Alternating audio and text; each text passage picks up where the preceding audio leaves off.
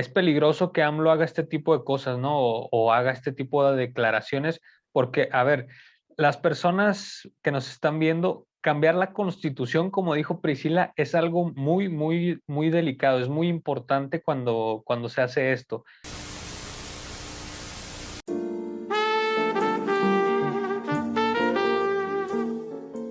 Esta es la tercera llamada. Te voy a pedir que te relajes y que te tomes un café. Porque ya empieza Nota 7 de 7. con Priscila Saldaña. Y Arturo Núñez. Que lo disfrutes.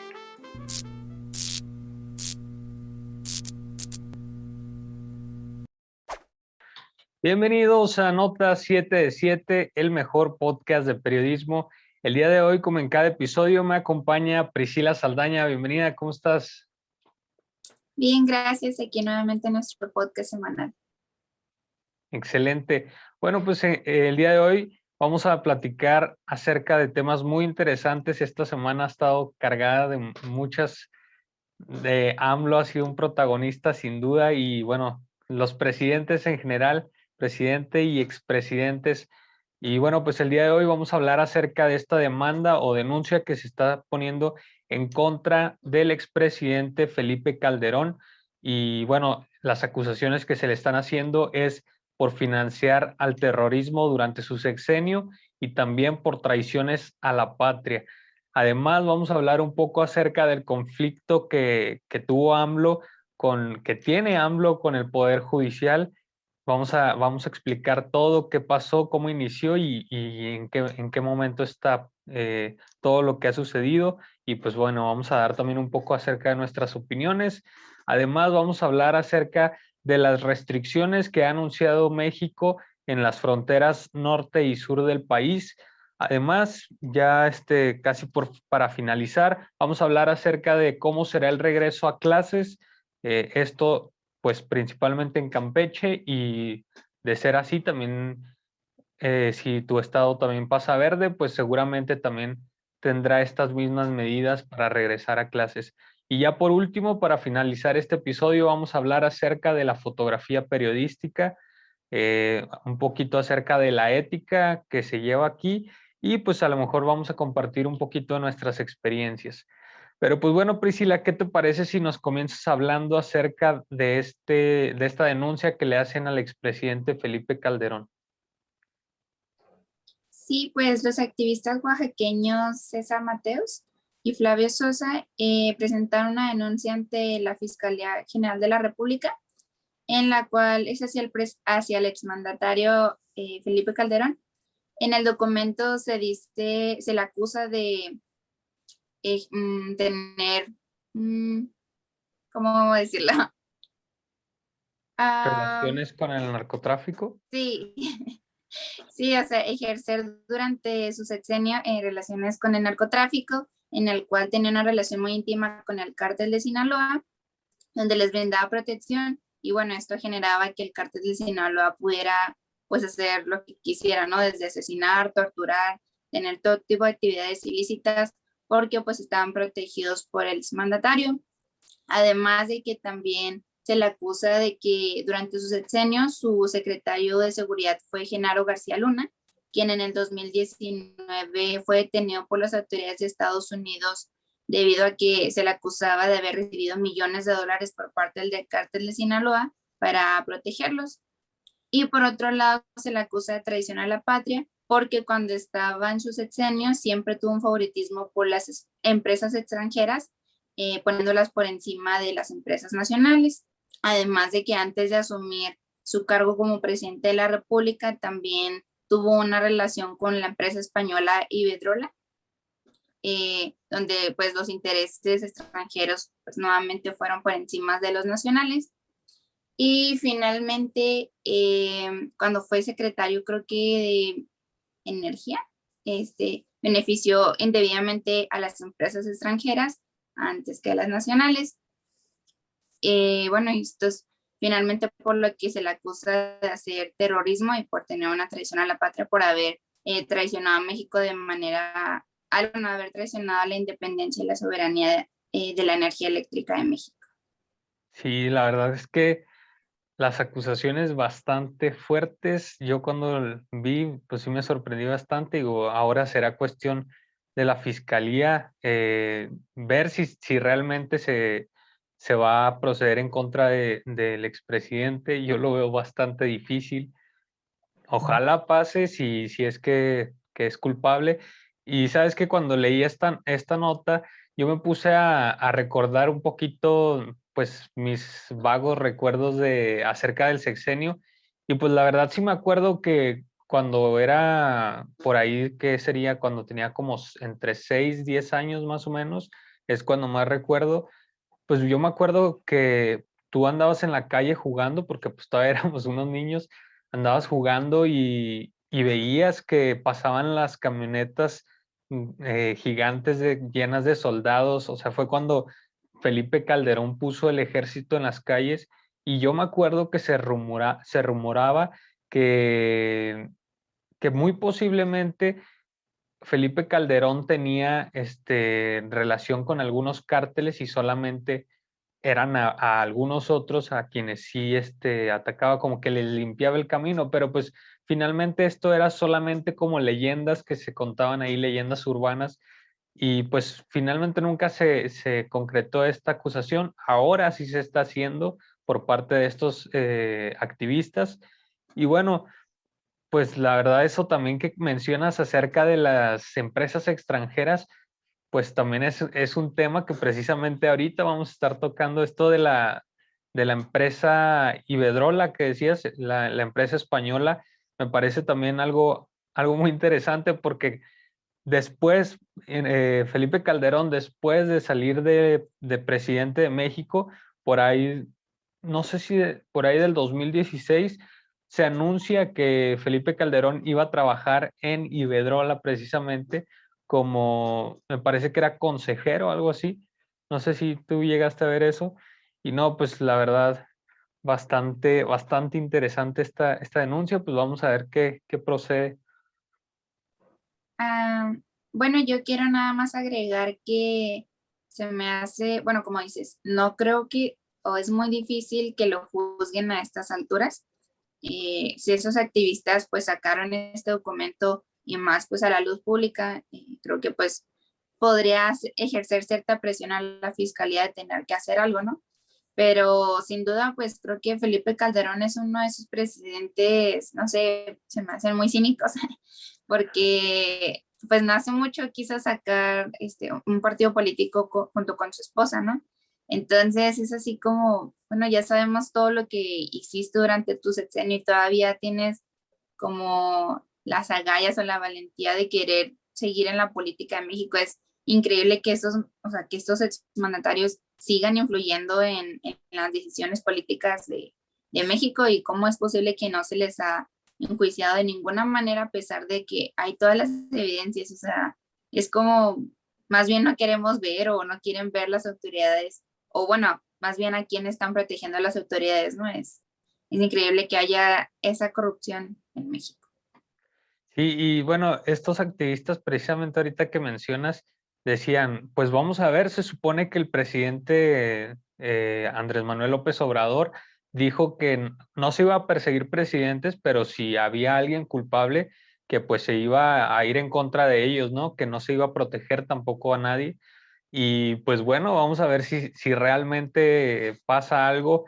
Pues no sé, te digo, también vimos qué pasó con el militar el Cienfuegos, pues tampoco se hizo nada. Entonces, digo, son casos completamente distintos probablemente, pero pues me parece que en México se nos ha caracterizado tristemente por eso, porque simplemente se queda en acusaciones, pero pues como decíamos, hay que seguir denunciando, porque pues probablemente en algún momento esto ya no va a pasar así. Esperemos que aquí sea el inicio, el comienzo, y pues que se juzgue a Calderón conforme a la ley si realmente es culpable de estos delitos que se le están achacando. Y bueno, precisamente, no sé si quieras que pasemos a la siguiente nota porque se relaciona directamente con esto. Bueno, Sí, como comentábamos ahorita, eh, se supone que la denuncia de traición a la patria que se le hace a Felipe Calderón es por haber celebrado contratos o haber dado concesiones a ciertas empresas extranjeras y a lo mejor poner por un lado los intereses nacionales, ¿no? Como mencionabas ahorita. Y bueno, precisamente estas empresas a las que se benefició en sexenios pasados, no solamente en el de Felipe Calderón, sino en el de Peña Nieto y otros tantos más, bueno, precisamente la reforma eléctrica de AMLO quería acabar con estos contratos y fortalecer la Comisión Federal de Electricidad. ¿Te parece si empiezo explicando qué pasó? Bueno, vamos a hablar ahora acerca del conflicto entre AMLO y los jueces. Y bueno, ¿te parece si explico qué pasó y luego ya nos das tu opinión acerca de este caso? Bien, bueno, pues la reforma eléctrica que pues ya les comentamos, me parece hace 2 semanas, hace 2 episodios atrás, comentamos acerca de esta reforma, dijimos que pues era una decisión compleja porque por un lado estabas acabando con estas empresas de energía renovable, sin embargo, pues estas empresas vienen del extranjero y no fortalecen lo suficiente a la Comisión Federal de Electricidad. Entonces, bueno, después de 24 horas que esta ley fue publicada en el Diario Oficial de la Federación, un juez, su nombre es Juan Pablo Gómez Fierro, este juez interpuso una suspensión provisional para que esta ley pues tomara una pausa, ¿no? Que se supone es provisional, pero parece ser definitiva. Y esto porque una de las empresas de energía extranjeras, interpuso un amparo porque señalaban que esta ley iba en contra de la Constitución, ya que no se permitía la libre competencia que nuestra Constitución se supone que defiende. Y bueno, ¿qué pasó aquí? AMLO, pues no, obviamente no se quedó callado cuando le pausaron su reforma eléctrica y pidió al Consejo de la Judicatura que pues revisaran a este juez, ¿no? Que revisaran sus acciones, por qué había hecho esto, porque decía que defendía los intereses privados y no a los del país, ¿no? Posteriormente de estas declaraciones, otro juez más, Rodrigo de la Pesa López Figueroa, que se llama el juez, también este juez interpuso, bueno, detuvo la reforma eléctrica de AMLO. Y bueno, ¿qué hizo AMLO o qué comentó en su mañanera? Dijo que si le declaraban esta ley anticonstitucional, si se seguía deteniendo, lo que iba a hacer AMLO es cambiar la constitución o iba a intentarlo. No sé tú qué opinas acerca de todo de todo este tema. Bueno, pues definitivamente creo que es un poquito enredado y difícil de comprender. A lo mejor sabemos pues las cosas de este lado, pero no por dentro tal cual, ¿no? Aparte que creo que no todos tenemos el conocimiento ampliado sobre pues el Poder Judicial y todo lo que tienen que ver las leyes y la Constitución, así. Pero bueno, sin duda, o sea, yo no me considero que tenga un favoritismo por la presidencia de Andrés Manuel, no es mi presidente favorito, no soy AMLO lover ni nada así. Pero bueno, primero voy a tocar, creo como dos puntos. El primero es que, bueno, creo que la gente, bueno, el pueblo mexicano no está acostumbrado a que un presidente diga lo que va a hacer de forma pública. O sea que cuando señala Andrés Manuel al juez Gómez Fierro, pues todos se le echan encima porque dicen pues que está atacando al Poder Judicial, no está haciendo las cosas tal cual como deberían ser. Sin embargo, creo que se trata de la transparencia que nos quiere dar AMLO, ¿no? Incluso en su mañanera muestra la carta que manda no me acuerdo quién era el ministro. Sí, era el presidente del Consejo de la Judicatura. Ajá. Sí, o sea, nos muestra la carta, nos dice el por qué pues está haciendo esto, muestra su descontento, ¿no? Y bueno, creo que yo por un lado pienso en que si Gómez Fierro en sí, porque pues lo veo obviamente que se encuentra ofendido por tal acción, ¿no? Si Gómez Fierro no tiene nada, o sea, si él está limpio, si lo que hizo lo hizo de forma correcta, no veo el por qué pues se sienta aludido, ¿no? O sea, yo sé que una investigación hacia tu persona pues puede ser un poco, no sé, intenso o puede significar de que digas, no, pues se me está acusando de algo de lo que no soy responsable. Sin embargo, pues creo que eso no va a determinar su carrera profesional ni a su persona. Además de que sí creo que hay otros intereses de por medio. AMLO obviamente sabe que se está protegiendo de una manera u otra a las empresas extranjeras y pues como él lo afirma, ¿no? O sea, hay otros intereses que se están poniendo frente a para poder evitar que esta reforma se haga. Además de que siempre es importante, creo yo, que conozcamos los antecedentes de un juez, porque no simplemente se le está acusando, y creo que AMLO lo sabe, por tal acción, sino pues porque sabe su historial. No sé si tú sepas, pero en septiembre del 2019 a Gómez Fierro se le acusó de haber conseguido amparos hacia un priista, donde se iba a iniciar una investigación en contra de él y él concedió los amparos para que esta investigación se cancelara, ¿no? Entonces, no sé, ¿tú qué piensas de eso? Es obviamente que estaba protegiendo o estaba, pues, metido en actos de corrupción porque finalmente fue el juez que lo determinó. Entonces, si bien yo estoy a favor de que otras energías que puedan ayudar al medio ambiente sean implementadas en México, creo que es primordial primero tener el control de la energía eléctrica, que es la que nos ha abastecido durante décadas, años, y luego ya poder implementar este tipo de sistema, ¿no?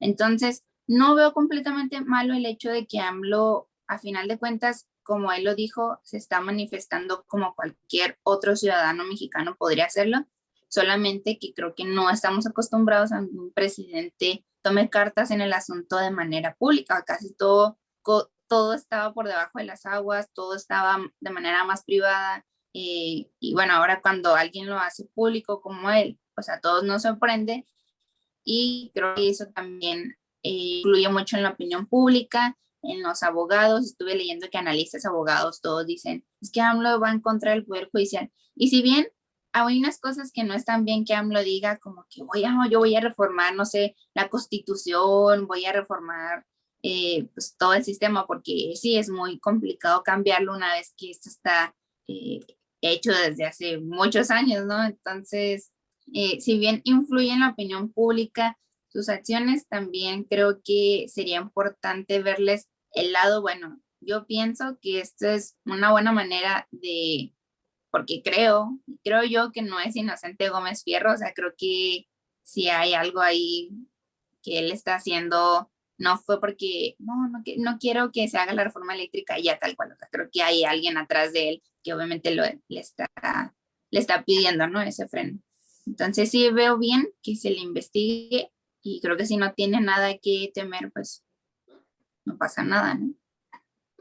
Pues sí, la verdad, yo no conocía esto que nos comentabas para ser bien sincero, no conocía esto que mencionas acerca del juez, de Juan Pablo Gómez Fierro. Pues la verdad sí, es que, mira, en lo particular, yo coincido bastante contigo.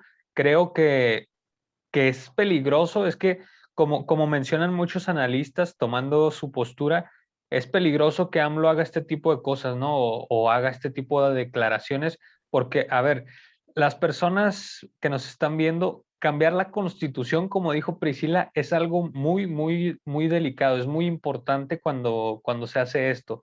Se requiere además la decisión de 2/3 del Congreso de la Unión. Se necesita 2/3 para que se apruebe un cambio a la Constitución. O sea, es bastante complicado porque es algo muy importante.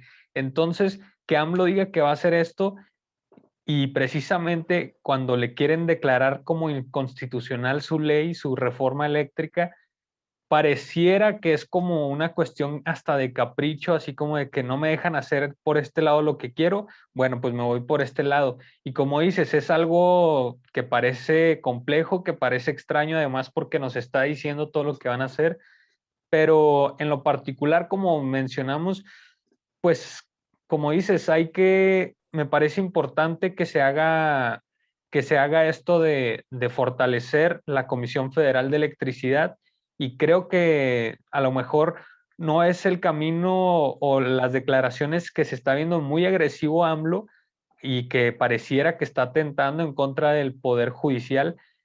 A lo mejor no es el camino o lo está haciendo de manera muy agresiva, pero yo sí creo necesario fortalecer la Comisión Federal de Electricidad y que posteriormente se empiece a invertir en energía renovable, pero del gobierno de México, ¿sabes? O sea, ya no contratando a lo mejor a empresas extranjeras, aunque también si conocemos a AMLO, hace poco hay una página, después la comparto porque ahorita no recuerdo el nombre, pero estas personas cuentan como las palabras que más dice AMLO en las mañaneras, y precisamente las que más dice son como corrupción, la mafia del poder, ese tipo de cosas. Y por otro lado, las que menos menciona son cuestiones de feminismo, cuestiones de energías renovables, o sea, temas que son como no quiero decir de las nuevas generaciones, porque cualquiera debería estar interesado en estos temas, pero sinceramente sabemos que las generaciones, pues, que están ahorita en una etapa un poco más adulta, como que no se interesan mucho por estos temas, y vemos que AMLO, pues, precisamente no se interesa mucho por estos temas. Creo que el hecho de reforzar la reforma eléctrica no quiere decir que posteriormente AMLO vaya a hacer, se vaya a invertir en energía renovable. Ojalá y que sí sea así, y bueno, vamos a ver qué pasa ahora con esto, si realmente AMLO va a cambiar la constitución. A mí me parece muy difícil, no sé tú qué opines. Me parece muy, muy complejo. Sí, pues como te comento, creo que es muy complejo y obviamente se necesita la aprobación, no porque sea el mandatario ni sea el presidente de la República significa que pueda hacer lo que le venga en gana, ¿no? Por eso mismo hay toda una Cámara de Diputados, de senadores, hay detrás secretarios, o sea, él simplemente pues representa a nuestra nación, sí influye en las decisiones que se tomen en México, pero sí tiene que tener una aprobación por parte de ellos, ¿no? Eh, Exactamente.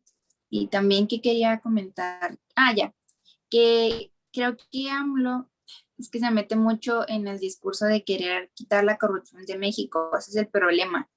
Es muy difícil quitar algo en 6 años, algo que lleva décadas, o sea, décadas, o sea, muchos años, es muy complicado querer borrar todo eso, incluso en su partido político que él mismo fundó, Morena, y vemos que hay varios priistas ahí, o sea, incluso, pues, quien recientemente que conocemos así a nivel local, Armando Cavada, ¿no? Es alguien que conocemos que ha tenido acciones, pues, de corrupción, está en Morena, entonces es complicado que AMLO quiera cambiar todo, si bien estaría fabuloso, ¿no? O sea, que borráramos la corrupción de México, que se quitara todo lo manchado que está, pero, o sea, si somos realistas es imposible. Entonces, creo que como se mete mucho en ese discurso de la corrupción, de que va en contra de esas personas, que va en contra, incluso pues cuando querían juiciar, según a los presidentes, y luego que sí, que no, si había algo que enjuiciarlos, sí, pero si no había, no les iba a hacer nada. Entonces, como se mete tanto en ese discurso, creo que las cosas que también pueden ser importantes, como lo comentas tú, el feminismo, las energías renovables, otro tipo de asuntos que, pues, si bien ahora es lo que nos compete a las generaciones, ahora no, o sea, ahora es lo que nos interesa, nos funciona, lo que estamos viviendo, ese tipo de cosas se dejan de lado por meterse tanto en el discurso de no, yo soy el presidente que va en contra de la corrupción. No, yo soy el presidente que va a hacer las cosas diferentes. Entonces, ya van a ser que 3 años de su mandato, creo, este año. Sí, Y bueno, se me hace como muy difícil, ya te comenté, querer cambiar todo. O sea, qué bueno que quiera hacerlo. O sea, obviamente es una buena iniciativa. Pero, o sea, si somos realistas, ¿quién va a ser el siguiente que va a gobernar después de él? O sea, ¿tú crees que las cosas que él cambia ahorita van a permanecer por décadas, o sea, en unos 30 años las cosas van a ser iguales que como las está cambiando él ahora, o sea, lo muy complicado que alguien quiera seguir la misma iniciativa de él, porque lamentablemente aquí en México lo que la gente quiere, bueno, los políticos lo que han dado a entender es que quieren el poder, no querer cambiar ni beneficiar al pueblo mexicano. Sí, exactamente. Y fíjate, ahorita que mencionas eso de quién será el siguiente, muy buena pregunta, ¿eh? Digo, falta bastante para cambiar de presidente, pero pues sí, va a ser interesante y pues será interesante también con qué parte va a estar en el Congreso de la Unión. Eso es muy importante cuando entra un presidente, porque, bueno, si, o sea, tú como presidente, como dijo Priscila ahorita, no puedes cambiar como tú quieras al país, ¿no? No puedes poner leyes, no puedes hacer reformas, no puedes hacer absolutamente nada si no tienes una mayoría en el Congreso. De hecho, esto también lo platicábamos cuando hablábamos de las reformas migratorias de Joe Biden. Lo mismo pasa acá, necesitas cierto porcentaje de representación dentro del Congreso de la Unión para aprobar ciertas leyes y bueno, será importante en próximos sexenios que el presidente que esté, ya sea, digo, si nos va a beneficiar, pues que tenga ojalá una mayoría dentro del Congreso y que se hagan cosas buenas, que se supone es lo que deberían de hacer todos los presidentes, pero sabemos que no. Muchas veces estos presidentes lo que hacen es, hacen reformas que solamente benefician a empresas extranjeras y pues empobrecen al país o causan problemas, dependencias y que pues obviamente no queremos. Ojalá y bueno, pues vamos a ver qué pasa con respecto a este problema que tiene AMLO con el Poder Judicial. Y pues no sé, vamos a esperar y próximamente si pasan cosas nuevas, interesantes, pues las estaremos comentando aquí. ¿Te parece si cambiamos de tema? Sí, sí. Bien, entonces, pues, ¿qué te parece si nos hablas un poco acerca de las restricciones que pondrá México en las fronteras norte y sur? Sí, pues ayer, mediante un tuit, la Secretaría de Relaciones Exteriores informó que se va a extender un mes más, pues esto de que no se puede cruzar, no podemos cruzar como turistas o por actividades que no sean esenciales a Estados Unidos. Sin embargo, ahora impuso algo que pues, me parece muy bueno y espero que sí se haga, esperemos, que ahora México, antes era nada más que el gobierno de Estados Unidos tuvo la restricción de nosotros, no puede cruzar a Estados Unidos si somos turistas y somos mortales que no nacimos allá, pero ahora es el gobierno de México quien impondrá restricciones a ellos si no tienen ninguna actividad que se considere esencial, sumamente importante, ellos no podrán cruzar, se supone, que las ciudades fronterizas. Si bien no se han declarado cuáles van a ser tal cual las restricciones, que se va a considerar importante y que no, ya pues considero que es una buena iniciativa por parte del gobierno de México. Sin embargo, es algo tardía porque ya vamos a cumplir un año de que Estados Unidos nos puso esta restricción a nosotros y cuando puso esta restricción, yo creo que ya lo había comentado en podcasts pasados, que a mí me parecía, o sea, bueno para evitar la propagación del coronavirus. Sin embargo, o sea, ¿de qué servía si ellos sí podían venir hacia acá, igual podían propagar el virus? O sea, si no había una restricción tanto como de Estados Unidos y de México, pues se me hacía muy absurdo que nosotros no, pero ellos sí. Ahora que México lo haya querido hacer, pues se me hace una buena iniciativa, creo que es bueno, pero también se me hace ya algo tardío, no porque esto no significa que el coronavirus ya acabó, que la propagación ya terminó por completo, pero sí ya es en esas alturas, o sea, después de un año querer implementar ahora que sea México el que tenga estas restricciones, sí se me hace pues algo...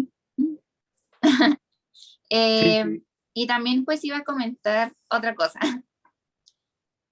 que si bien se me hace bien, hace unos 2 días yo, esto es así un dato extra, fui a un albergue a donar cosas y en ese mismo momento llegó una asociación del Paso.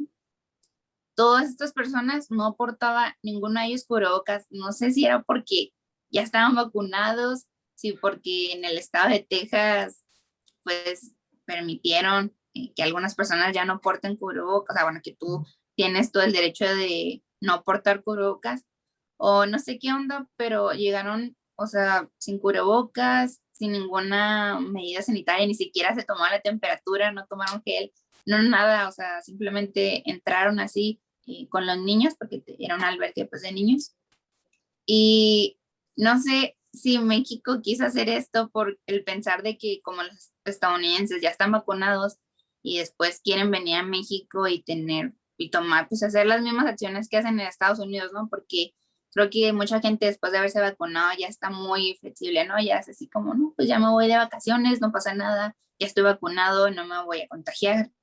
Y entonces me pareció muy raro, o sea, se me hizo bastante extraño cuando todas esas personas, porque no era una ni dos, o sea, eran alrededor de 30 personas, ninguno portaba cubrebocas, todos estaban normales, o sea, hablando así entre ellos, tuvieron contacto directo con los niños, los abrazaron, entonces, pues, no sé, me hizo algo muy loco.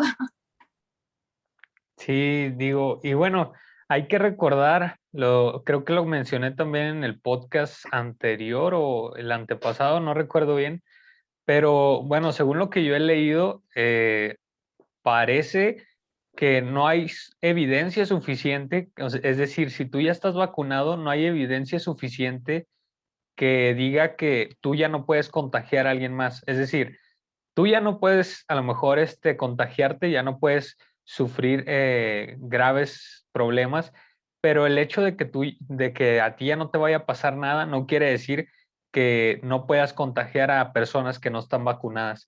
Entonces, pues así ya estén vacunadas estas personas, me parece igual un poco irresponsable lo que hicieron y bueno, con niños que estaban en un albergue, pues digo, digo, gracias por la ayuda, pero cuidado, me puedes infectar, me puedes perjudicar más a lo mejor que de lo que ya estaba. Entonces, pues sí, qué grave esa situación.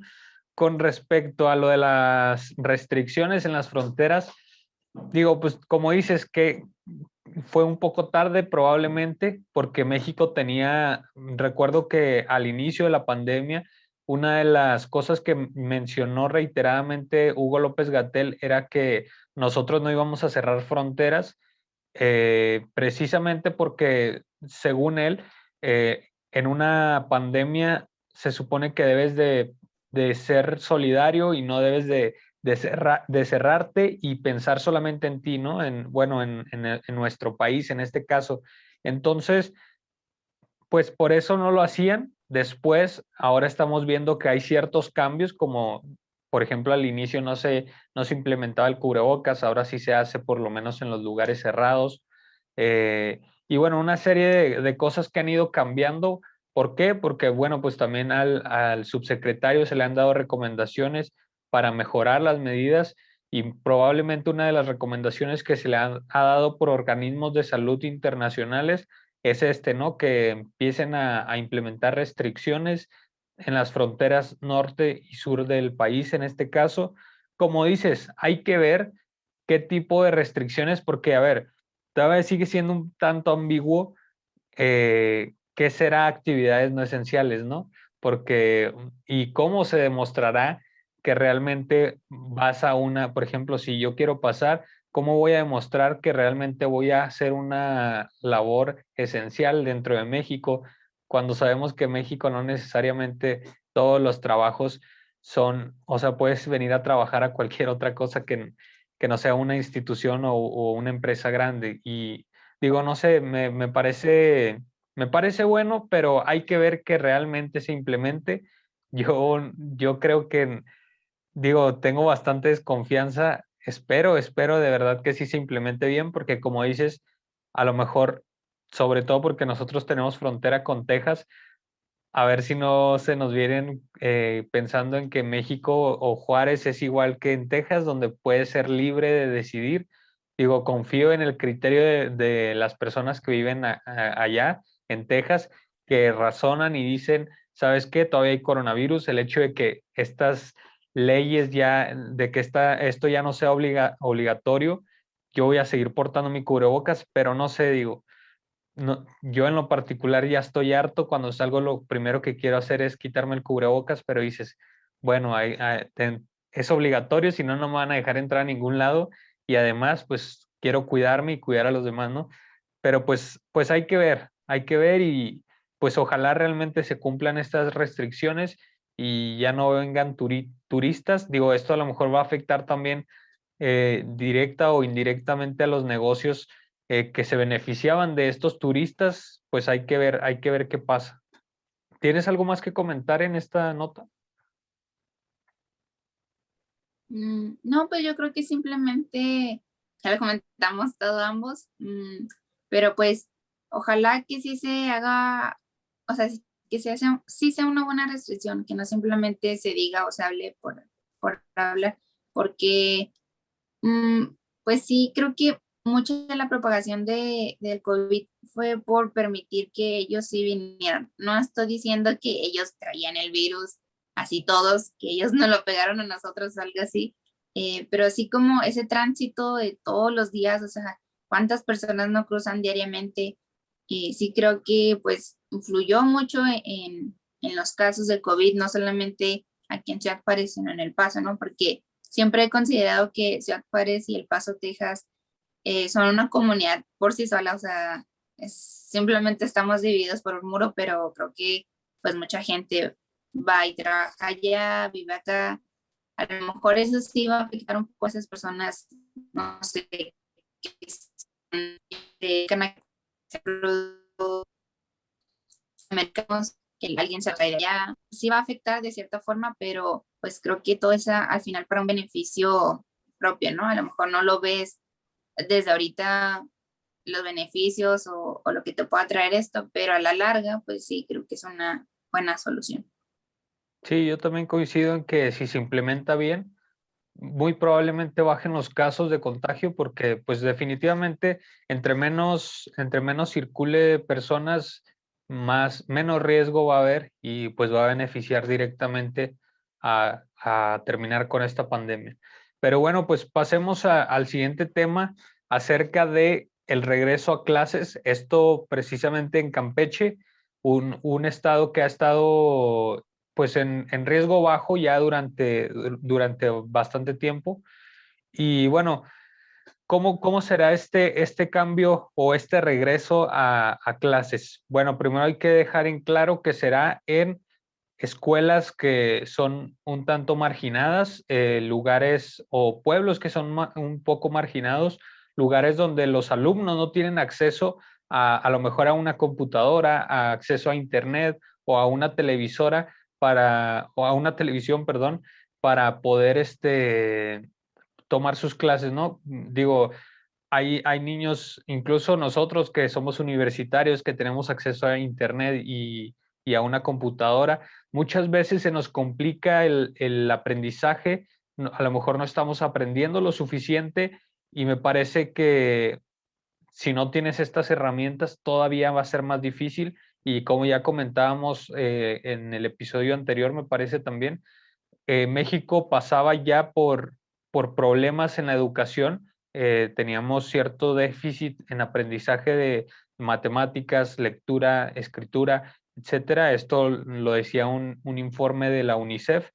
Y bueno, ¿te imaginas ahora con niños que no tenían acceso a estas herramientas, que pues prácticamente no estaban recibiendo clases, no estaban recibiendo educación?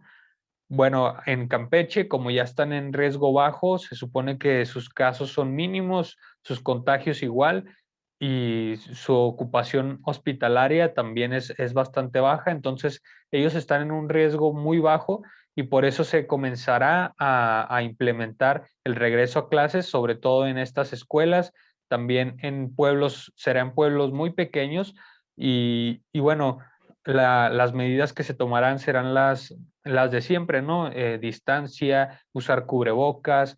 Además, se vacunará al personal administrativo, es decir, directores, personas que limpian que limpian las escuelas, el personal de mantenimiento, los profesores, obviamente. Los alumnos serán los quienes no estén vacunados. Esto porque se considera que las personas jóvenes tienen o tenemos menor riesgo de que nuestra enfermedad se complique, ¿no? Entonces, precisamente por eso a los niños no se les vacunará, solamente al personal administrativo. Y bueno, esta asistencia será opcional completamente. No sé tú qué opines con este regreso. ¿Crees que es una buena idea recordar que están en semáforo verde, que que los profesores estarán vacunados, que podría ser la población de riesgo y que los alumnos será opcional si quieren o no ir? Muchos, creo, estaba viendo las estadísticas, como el 75% de los papás están en contra, pero también a la vez el 63% cree que no están aprendiendo lo suficiente con la educación a distancia. ¿Tú qué opinas? ¿Es necesario este regreso a clases en Campeche o es un poco apresurado? Yo creo que es necesario simplemente para, o sea, creo que ellos van a hacer, no recuerdo esta palabra, pero así como el experimento a ver si funciona, o sea, lamentablemente alguien se tiene que sacrificar, o sea, alguien tiene que decirnos si funciona o no. Y pues no lo veo tan riesgoso si es en comunidades pequeñas. Creo que quienes se han visto, según yo, menos afectados en cuanto a la propagación del virus han sido aquellas comunidades pequeñas donde pues ni la gente de otros lados llega, ¿no? O sea, simplemente solo es entre ellos su convivencia. Y esto yo lo veía, por ejemplo, en un rancho donde es mi familia en Durango. En ese rancho no ha habido ningún caso, nadie se ha contagiado, no nada, o sea, porque pues es nada más entre ellos, o sea, no reciben visitas exteriores, es muy rara vez. E incluso creo que el presidente de ese rancho, bueno, de ese pueblo, dijo así como prohibió de cierta forma la entrada a otras personas, o sea, ellos se mantuvieron en un aislados, o sea, y si querían salir, pues era, si querían ir, por ejemplo, a la ciudad, pues lo tenían que hacer con permiso, creo, o sea, tenía que considerarse como esencial. Entonces no lo veo tan riesgoso por parte de las comunidades pequeñas. Sí lo veo necesario porque si bien es que los niños ni nosotros estamos aprendiendo en casa, o sea, es algo, al principio era algo, o sea, podemos soportar vivir con esto, pero luego hay clases que sí se necesitan de forma presencial y luego siento que, por ejemplo, cuando es en primaria o secundaria, así donde te están enseñando lo básico, o sea, lo que tienes que saber de matemáticas, de escribir, así. Muchas veces las tareas que dejan los profesores nada más, o sea, les dejan tareas, no es tal cual, a lo mejor como nosotros de universitarios que tomamos la clase de forma eh, virtual, o sea, una videollamada. Muchas veces a ellos nada más les encargan tareas y es muy complicado a veces para los papás poder entender completamente estas tareas y enseñárselas pues de una buena forma, ¿no? Entonces, sí creo que es necesario para que ellos tengan una comunicación directa con su profesor, para que si tienen alguna duda, pues puedan resolverla en ese momento. Y nada, pues como la paciencia y las ganas de enseñar de un profesor a las de un papá, porque pues sí, ya lo habíamos comentado, hay papás que sí tendrán toda la disposición, hay otros que lamentablemente tienen que salir a trabajar y luego todavía llegar y tener que ponerle a explicar a los niños que muchas veces ni ellos entienden la actividad y pues menos el niño, o sea, entonces, a ver, ojalá que funcione, yo no lo veo tan riesgoso, creo que poco a poco, así es como cada país, cada estado se irá normalizando de cierta forma. Al final de cuentas, creo que tendremos que adaptarnos al cambio, probablemente también nosotros volvamos y sigamos portando cubrebocas y así, hasta que un estudio demuestre que aunque estemos vacunados no contagiamos a nadie y hasta que estemos todos vacunados. Que, por ejemplo, vi varias notas del diario Paris en las que decían, el regreso a clases después de las vacaciones de Semana Santa. Y la gente a veces ni siquiera abría la nota, o sea, simplemente se ponía en los comentarios, ay, no, ¿cómo vamos a volver si no estamos vacunados? Ni sé qué. Y realmente en la nota, o sea, ese era un título amarillista, nada más para que la gente empiece a comentar. Realmente en la nota decía que iban a tomar como unos cursos, o sea, quien quisiera asistir de forma presencial, de cómo deberían ser las clases una vez que volviéramos, o sea, nadie está diciendo que ya vamos a volver en unas 3 semanas. Simplemente son cursos que se van a ir dando, creo que a los profesores. Entonces, pues así es como finalmente regresaremos a esto. Ya se cumplió un año, al menos para nosotros que no asistimos a la universidad. Parece increíble, ¿no? Porque si lo pienso, o sea, un año, no estamos hablando de una semana, ni un mes, ni 2 meses, como usualmente son las vacaciones, estamos hablando de un año. Sí, la verdad. Entonces, así, No, perdón. ¿no? A ver, dime. Ah, ok. No, te digo que sí, la verdad es sorprendente y precisamente lo que mencionas acerca de las personas que estaban comentando que aquí en Ciudad Juárez, ¿no? Pensaban que ya íbamos a regresar a clases presenciales, incluso en el grupo de la universidad. No sé si llegaste a ver también, se estaban quejando, ya estaban armando debates de si realmente era correcto regresar a clases presenciales y pues era obvio porque no habían abierto las notas, ¿no? Porque precisamente las notas decían que no se iba a regresar hasta que no estuviéramos en verde de entrada. Entonces, en Ciudad Juárez sabemos que, digo, ahorita estamos en semáforo amarillo. Yo casi estoy previendo que dentro de unas semanas, dentro de unas 2 semanas, regresemos a naranja porque los casos están subiendo. Entonces digo, espero y ya no, nadie más se contagie, pero yo creo que es lo más seguro, vamos directo al naranja. Y pues sabemos que en Ciudad Juárez ha sido muy complicado la lucha contra la COVID. En algún momento fuimos la ciudad con más muertes y digo, nos ha afectado bastante. Yo espero que poco a poco vayamos mejorando, pero pues sí, es bastante complicado. Yo las clases presenciales en Ciudad Juárez las veo bastante lejos. Hasta que prácticamente no estemos todos vacunados, yo casi veo que es muy difícil, sobre todo por las maquilas de Ciudad Juárez. Creo que ese es un gran problema y luego, pues además que éramos frontera, ¿no? También eso afectaba bastante. Y bueno, con respecto a lo de si estoy de acuerdo o no, por ejemplo, en el estado de Campeche, pues es fácil para mí decir que estoy de acuerdo, ¿no? Es una comunidad completamente lejana a mí y digo, sí, pues hay que confiar, ¿no? En lo que dicen las autoridades. Si ellos creen que es seguro, pues seguramente lo es. Digo, también hay que tener ese cierto criterio de ponerse a reflexionar y decir, ¿realmente voy a mandar a mi hijo? ¿Qué pasa si él a lo mejor no le pasa nada, pero trae el virus a la casa? Digo, son cuestiones que hay que tener en cuenta. Tampoco es obligatorio mandar a tu hijo a clases presenciales, pero si eres una persona que a lo mejor no está haciendo mucho caso a las medidas, pues seguramente será mejor que mandes a tu hijo a clases y que no se atrase tanto en cuestiones de educación.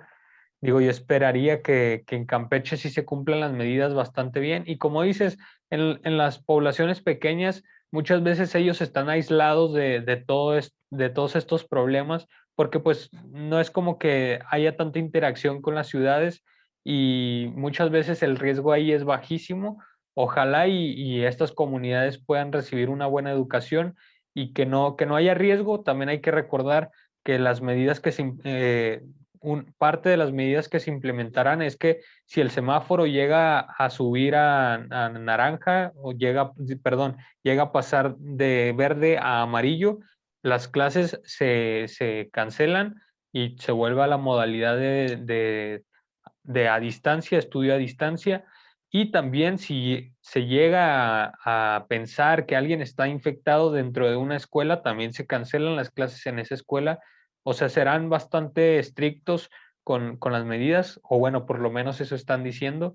Y decía me parece que era el gobernador del estado de Campeche, decía, no es un experimento, no estamos experimentando con ustedes, pues a mí me parece digo, se escucha bastante feo, pero me parece que sí, o sea, a lo mejor no es un experimento porque ya ellos tienen protocolos que creen que o están viendo en otros lugares del mundo que se están implementando y a lo mejor, como dice él, no es un experimento al 100%, pero por lo menos si es nuestro programa piloto o si es la primera vez que hacemos esto y pues definitivamente estamos viendo a ver si funciona o no funciona para posteriormente implementarlo en otros estados. Y bueno, pues muchas gracias a las personas de Campeche que van a asistir a clases para ver si funciona esto y a ver si se puede replicar en otros estados. Y pues ojalá y salga muy bien y no haya personas infectadas. No sé si tengas algo más que comentar acerca de esta nota, Priscila. No, yo creo que sería todo. Excelente. Bueno, pues ahora, si te parece, hacemos un pequeño corte y regresamos para hablar acerca de la fotografía periodística.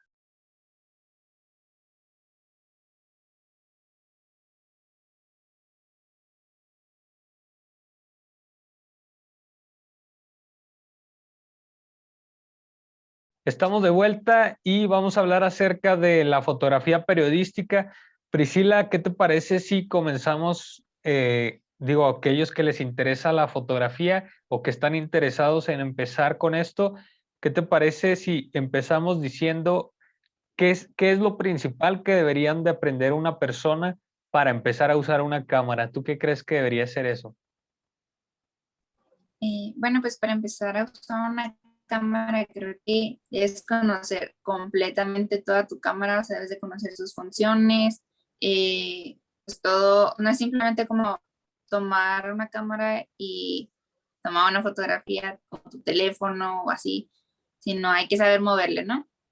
Hay diferentes herramientas que nos pueden ayudar a que nuestras fotografías tengan una mejor calidad, se enfoquen mejor, incluso puedas tomarlas desde un ángulo pues más padre, ¿no? Hay, creo que el ISO, la abertura de diafragma, eh, la velocidad, no recuerdo con qué otra palabra es, Velocidad de y obturación. creo que además, ajá. Y además de eso, creo que tienes que conocer también las reglas, ¿no? O sea, las reglas para poder tomar una foto de una forma adecuada. O sea, hay que saber no dejar aire en las fotos, no, por ejemplo, saber hasta dónde aquí estoy dejando aire. Exacto. O sea, saber qué tipo de foto vas a tomar, ¿no? O sea, pero tomarla de una forma adecuada, la regla de los 3/3 me parece que se llama, qué colores son visualmente pues más atractivos, qué colores no deberían enfocar o llamar tanto la atención en tu fotografía porque opaca los demás colores. Y bueno, creo que esas serían algunas de las cosas que tendrías que conocer para poder tomar una foto. Sí, creo que lo que mencionó Priscila al principio es muy importante. Tienes que primero, pues si vas a empezar en la fotografía, seguramente estarás pensando en comprar una cámara.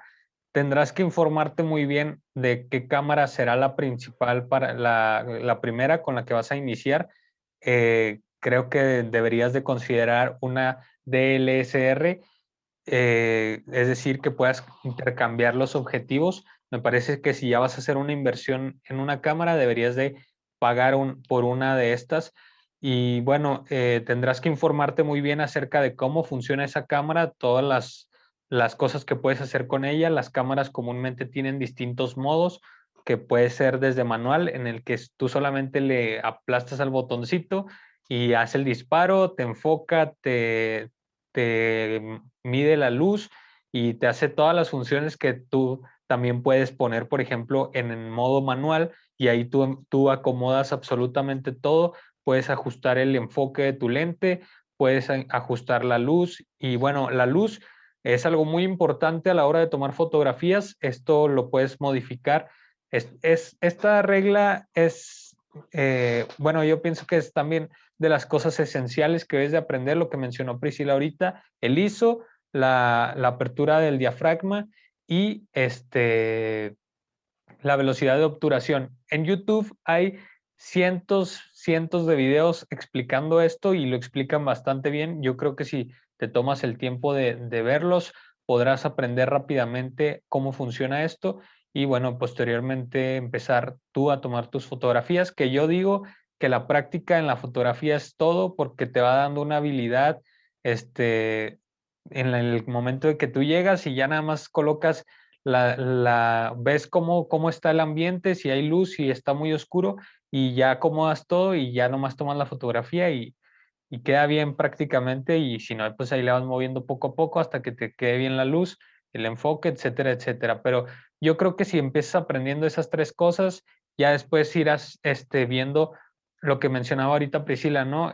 Cómo encuadrar una foto, las líneas de tercio, la regla de los tercios, ver cómo distintas maneras de iluminar, si vas a hacer fotografía de estudio, por ejemplo, o a lo mejor perspectivas, saber cómo darle ritmo a una fotografía, etcétera, etcétera. Ya después con el tiempo irás aprendiendo poco a poco, pero lo principal yo pienso que sería eso, conocer tu cámara, el ISO, la apertura de diafragma y la velocidad de obturación, me parece que es lo básico. Ahora, Priscila, pasemos a algo un poquito, digo, las recomendaciones del principio yo creo son bastante generales, creo que en cualquier tipo de fotografía son esenciales esas cosas que mencionamos, pero ahora un poco más en la fotografía periodística, ¿tú qué opinas o crees que es correcto el hecho de fotografiar cadáveres? Digo, vemos en muchos medios locales, también en nacionales seguramente, vemos cómo se toma fotografías a un cadáver, a una persona que ha sido asesinada, se llega, se toma la fotografía y muchas veces así aparece en primera plana. ¿Tú qué opinas al respecto de esto? ¿Lo crees correcto? No, de hecho creo que es una manera sensacionalista de pues llamar la atención de tu nota. Se me hace mal porque creo que estás violando la privacidad, porque he leído que mucha gente dice la privacidad, pero ¿de quién? Si esta persona pues ya falleció, ¿no? Sí, pero pues de su familia, de su entorno, o sea, imagínate lo desagradable, lo horrible que puede ser estar pasando esta situación y además que se esté por internet se esté difundiendo esta foto, ¿no? O sea, que es agradable y de verdad que no considero nada correcto ni nada ético por parte de los periodistas que van y toman una foto, incluso creo que no se les puede llamar periodista a quien quiere simplemente tomar una foto por tener más vistas o así, o sea, imagínate que eres tú la persona que falleció y te hacen eso a ti, o sea, se me hace muy desagradable y muy mal por parte de las personas que hacen eso. Sí, definitivamente coincido contigo. Yo también considero que es una práctica que no está para nada bien, que se debería de erradicar de los medios porque para nada es ético. Como dices, aquí lo importante es las familias. Pues imagínate, acabas de perder a un familiar y todavía revisas o estás caminando por la calle cuando eran más comunes todavía los periódicos y veías a tu familiar en primera plana, pues creo que no sería nada bonito. Y como siempre nos dicen en la carrera, ¿no? Varios profesores, cuando vayas a hacer algo así, piensa en que esa persona que está ahí es tu familia y qué sentirías de ver a esa persona en primera plana o en una nota de esa manera. Creo que hay muchísimas maneras y eso también creo que es un gran valor de ciertos fotógrafos cuando logran hacer una excelente fotografía para decir que a lo mejor ahí asesinaron a una persona y lo hacen sin la necesidad de poner, o sea, toman una fotografía maravillosa sin la necesidad de que salga el cuerpo. Muchas veces juegan con las luces de las sirenas de las camionetas de los policías, no sé, toman a lo mejor estos letreritos que ponen de las pruebas de bala, de disparo 1, disparo 2, Ujú. o el mismo la misma, no sé cómo se llama, el listón este que ponen, el Sí. que dice peligro o retírese, cosas así. Creo que hay fotógrafos muy buenos que juegan muy bien con esos elementos y te dan una señal de que ahí ocurrió tal cosa sin la necesidad de poner a una persona o un cadáver en la fotografía. Me parece que ahí también va mucho lo bueno que seas como fotógrafo, ahí influye mucho eso. Ahora, Priscila, ¿qué opinas con respecto a las fotografías, por ejemplo, de estas fotografías que son muy famosas, que incluso ganan premios de periodismo, de niños que a lo mejor están sufriendo o que mueren por desnutrición, o incluso adultos, ¿no? Estas comunidades en África, estas fotografías que ganan, te digo, premios increíbles, premios Pulitzer, porque se consideran, no sé, para la comunidad periodística una maravilla, pero ¿tú qué opinas con respecto a esto? ¿Es ético eso o qué opinas? Es muy complicado para mí. Por un lado, creo que muestran la realidad social, es por ello que son tan... Bueno, estamos de vuelta. Por ahí tuvimos un problema de conexión. eh, pero bueno, estábamos hablando acerca de qué considerabas, si considerabas correcto o no el hecho de tomar estas fotografías a niños en África o personas de comunidades parecidas donde se sufre de desnutrición, donde hay guerras, etcétera, etcétera. ¿Qué opinas al respecto, Priscila? Pues yo creo que es complicado poder determinar si creo que es correcto o no, porque por un lado sé que muestran la realidad social, o sea, por eso son fotografías aclamadas, tienen tantos premios. Sin embargo, por otro lado, el saber que invaden la privacidad de las personas, porque yo no sé si, o sea, no tengo la menor idea si ellos llegan y preguntan, ¿puedo tomar una fotografía de cómo te ves, de tu aspecto, de la carencia que estás sufriendo o de lo que acabas de sufrir? No sé, creo que llegue precisamente a pedir su permiso o a ver si está algo con eso. Entonces, eh, por un lado sí es así como feo, ¿no? O sea, pero por el otro yo digo, si al menos haces esto, pero vas y contribuyes con algo, o sea, no simplemente vas a querer exhibir la situación, sino que vas y ayudas, ¿no? O sea, llevas, no sé, a lo mejor no les puedes solucionar la vida por completo, pero sí mínimos, por ejemplo, si es a los niños que están muriendo de hambre o así, si llevas víveres, cosas que le puedan funcionar, obviamente a ellos si les llevas, o sea, lo que tú al menos, o sea, lo que tú consideres como algo tan básico como una comida, a lo mejor ellos no han recibido una comida en días, ¿no? O sea, creo que si por un lado no simplemente vas solo a fotografiar, sino que también contribuyes con algo en la sociedad, pues no lo veo tan mal, tan descabellado. Al final de cuentas, hay alguien que creo que tiene que mostrar la realidad, ¿no? O sea, la historia. Para esto creo que sirven las fotografías, para plasmar lo que está pasando en el momento.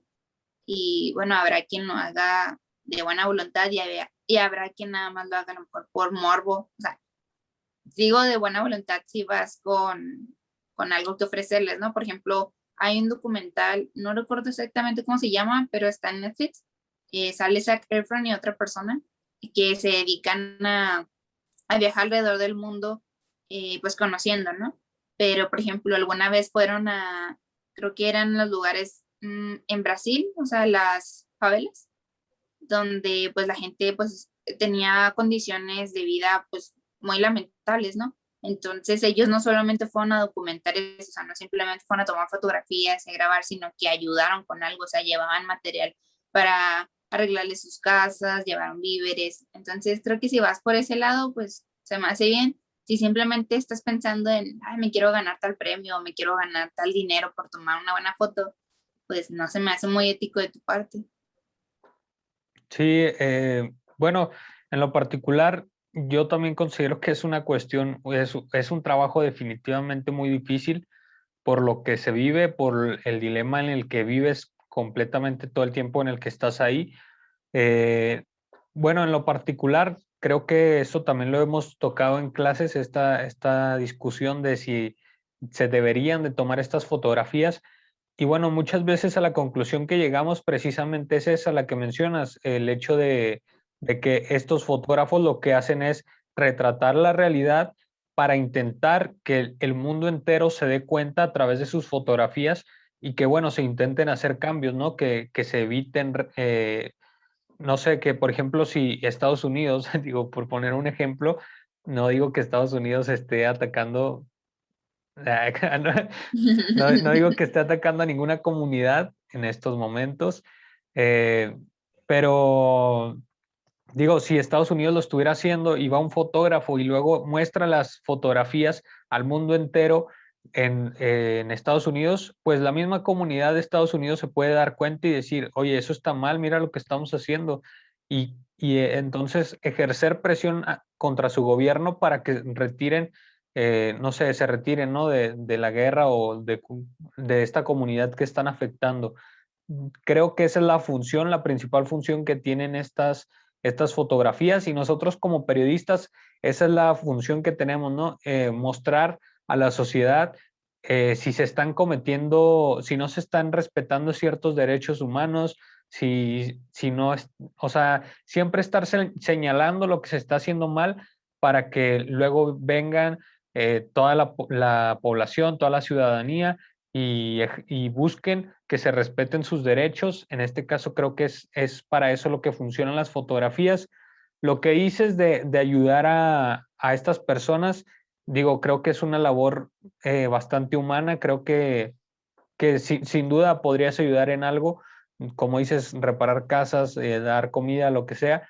Solamente que también nosotros como periodistas, o por lo menos cuando van estos fotógrafos, se encuentran en ese dilema también, ¿no? Soy este fotoperiodista o soy activista, porque nosotros en lo particular, pues es complicado, digo, si es una cuestión solamente de desnutrición, pues qué fácil, ¿no? Ahí puedes ayudar dando comida y es una cuestión humana. Yo también creo que sería correcto hacerlo. Pero cuando es una cuestión más complicada, como en una guerra, por ejemplo, cuando eres un fotógrafo de guerra, pues ayudar implica meterte a la guerra. Entonces ahí creo que ya se vuelve algo más complejo, en donde ser activista te pone en riesgo a ti y pues es algo más complicado. Entonces, incluso podrías, no sé, meterte en un problema bastante serio con ese país. Entonces, yo considero que es un tema muy delicado y coincido con Priscila, es es importante que lo hagas desde una manera de querer ayudar a esta comunidad con tus fotografías y no por pensar en ganar un premio. De hecho, es tan complejo esta cuestión que conocemos historias de fotógrafos que han ganado, después de ganar el premio Pulitzer o ganar distintos premios por sus fotografías en estos lugares, terminan suicidándose porque la presión es tan fuerte por el hecho de que se dividen las opiniones, ¿no? Algunos lo critican por tomar esa fotografía y no ayudar al niño que estaba ahí muriendo de hambre, o por el otro lado, personas que lo alaban por la grandiosa fotografía que acaba de tomar, porque todo el mundo se acaba de enterar de la situación. Entonces, muchas veces estos fotógrafos no resisten esta presión social que se ejerce sobre ellos y terminan suicidándose. Es tristísimo, pero eso pasa comúnmente. Ahora, Priscila, una vez que terminamos con esto, me parece que no podemos llegar a una decisión de si es correcto o no en este momento, pero pues pasemos a otra cuestión que también es bastante polémica, que divide a las personas muchas veces. ¿Tú qué opinas con respecto a los tendederos? Precisamente también el episodio pasado comentábamos acerca de esto. ¿Tú qué opinas como fotógrafa, por ejemplo, si llegaras a este evento y ves que el tendedero tiene los nombres de los profesores que están siendo acusados, ¿tú tomarías la fotografía a estos carteles donde está el nombre del profesor siendo acusado, sabiendo que tú como periodista no puedes enjuiciar a nadie hasta que un juez no lo haga? ¿Es todavía un presunto culpable solamente? ¿Qué opinas al respecto? Mm, Pues una opinión muy dividida. De hecho, yo pensaría en que no sería tan bueno, o sea, no sería ético el hecho de llegar y fotografiar un tendero. He leído que también otras personas dicen como, bueno, pero si ellos tuvieron, pues, si hicieron ese tipo de acciones, ¿por qué no quemarlos, no? O sea, ¿por qué no exhibir sus nombres? Pues sí, pero como comentas, son presuntos, o sea, hasta tener la información, las evidencias y todo, se podría determinar si esta persona es culpable. Y como dices, nosotros como periodistas nos encargamos de informar, más no de enjuiciar ni de querer crear polémicas o querer acusar o señalar a alguien. O sea, nuestro deber es simplemente informar lo que está pasando ahí, tomar pues unas cuantas fotografías que sirvan para retratar este hecho. Entonces, híjole, se me hace muy complicado. O sea, no podría decir si es bueno. O sea, por un lado diría, no, sí, que se exhiban a todos los agresores, pero por otro lado, ¿qué tal si en esa lista hay una persona que nada más la escribieron por querer perjudicarlo, ¿no? O sea, porque no se dieron ante esa persona, por ejemplo, así es en una escuela, porque esa alumna tiene una molestia con él, algo personal, algo en lo que me puse una mala calificación, voy a exhibirlo aquí y al final de cuentas como es una gran mayoría de personas las que me van a creer porque van a decir que tengo la valentía de haberlo escrito. Pero pues sí, o sea, luego la labor del medio de comunicación es difundir estas fotografías y si por ejemplo, ahora que lo pienso, no, si es mi papá el que escribió en su nombre ahí y yo estoy en Facebook y veo esta foto, digo, no, pero si yo sé que mi papá no es culpable, sé que nada más lo escribieron ahí porque él hasta nos contó que esta muchachita se enojó porque no le quiso poner una buena calificación, así, o sea, si lo veo por ese lado, pues sí se me hace mal. Entonces sí es muy difícil, pues, poner si, o sea, saber si eso es bueno o es malo. Sí, es que, bueno, incluso yo esta discusión la puse en una clase porque la verdad, pues yo sí tenía esa duda, ¿no? De qué es lo correcto ahí. Digo, por una parte yo, pues soy, digo, de un lado, no como periodista, yo sí apoyo bastante a este tipo de manifestaciones, este tipo de formas de denuncia, pero por otro lado, como periodista, yo preguntaba, ¿qué es lo correcto ahí? Porque pues tú sabes que cuando eres periodista, pues no tienes que poner tus opiniones o no tienes que decir para ti, o sea, para mí, por ejemplo, Arturo, qué es lo correcto, sino para el periodismo, qué es lo correcto ahí. Porque como dices, digo, este profesor me dijo lo mismo que tú, yo no sabría qué hacer, no sabría qué decirte qué es lo correcto, porque dice, por un lado, como dices, pues sí, que se difunda la información de estas personas que fueron acosadores, ¿no? Y todo, pero también por el otro lado, siendo periodista, tú no tienes la posibilidad de enjuiciar a nadie y dirán, digo, esto también entró al debate, los carteles están ahí públicos, tú no estás haciendo nada público, digo, esto ya era público, entonces tú no tienes ningún problema en publicarlo, pero a ver, nosotros somos o trabajaríamos en un medio de comunicación que obviamente ese nombre vamos a hacer que llegue a muchísimas más personas, entonces pues eso podría afectar bastante. Incluso el profesor me mencionó que por lo menos en Ciudad Juárez, no hay un caso en donde una de estos profesores haya procedido legalmente ante los periodistas o algún medio de comunicación, pero no sé, digo, ¿qué tal si encuentran la manera de incluso poner una demanda al medio por el hecho de hacer todavía más visible el nombre de una persona? Porque como dices, podrías estarle afectando la vida a alguien que puede ser que no sea culpable. Nosotros no lo sabemos, nosotros como periodistas no podemos saberlo y no podemos decidir si esta persona es culpable o no. Entonces, el profesor me dijo, la opinión que yo te podría dar o el consejo que yo te podría dar es respeta la dignidad de las personas, incluso si estas son presuntos culpables de un hecho. Y respetar la dignidad significa respetar su derecho de que es posiblemente inocente. Entonces, me parece que esa es la cuestión. Yo creo que cuando sea el caso de que tenga que cubrir un evento como estos, buscar la manera, ya sea en el desenfoque con tu cámara, buscar una manera interesante de tomar una fotografía o tomar un video donde no necesariamente salgan los nombres, pero sí que se mencione el evento, que se dé a conocer lo que sucedió y lo importante que es denunciar, ¿no? Me parece que esa fue la conclusión que llegamos en una larga clase de debate entre todos los compañeros. Y bueno, pues seguramente es lo que verán aquí en la prosa, no verán los nombres, pero sí verán información de este tipo de eventos cuando sea el caso. No sé si tengas algo más que comentar, Priscila, o damos por finalizado este podcast. No, nada más que comentar. Excelente. Bueno, pues muchas gracias por habernos acompañado en este octavo episodio, me parece ya, de Nota 7 de 7. Les recuerdo que pueden seguir a la página en todas sus redes sociales, La Prosa de Juárez, en Facebook, Twitter, YouTube, Instagram. Y recuerda suscribirte al canal. No seas un fantasma aquí, por lo menos da un like, suscríbete, activa la campanita o comenta un puntito o algo para que el algoritmo nos trate chido. Priscila, si nos quieres dar tu Instagram para que te sigan. Sí, es Priscila Carrasco con doble A al final de Priscila.